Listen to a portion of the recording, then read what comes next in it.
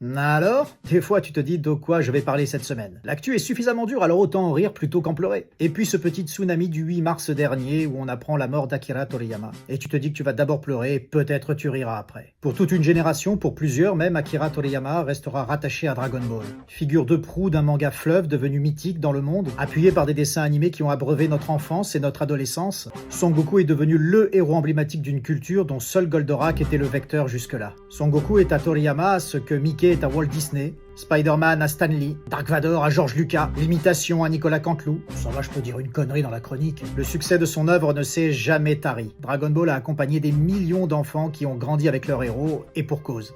D'abord petit garçon malicieux, Son Goku deviendra ado, puis adulte, aura des enfants qui eux-mêmes vivront leurs aventures, et quasi en temps réel puisque le public vieillissait avec le personnage. Ce n'est pas tant le public qui refuse de grandir, c'est que le personnage a accompagné nos vies depuis 40 ans grâce au génie de son auteur. Bien sûr, Toriyama a créé d'autres œuvres, mais aucune n'a été aussi majeure et marquante que Dragon Ball.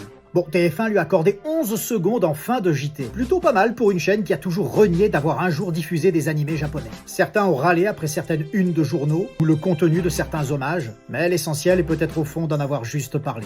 Preuve que la mort de Toriyama est un événement majeur pour tout le monde vu l'empire dessiné qu'il laisse derrière lui. À l'image de son héros ressuscité des dizaines de fois dans la série, Toriyama accède en quelque sorte à l'immortalité. Et comme je le disais en préambule, et qu'il a marqué des générations ayant grandi avec des valeurs promues dans des dizaines d'autres dessins animés mythiques, je me dis que c'est peut-être bien de finir avec l'état d'esprit un peu actuel de tous nos héros d'enfance et d'adolescence dont Son Goku est devenu finalement le représentant le plus célèbre. Merci l'artiste pour tous ses rêves.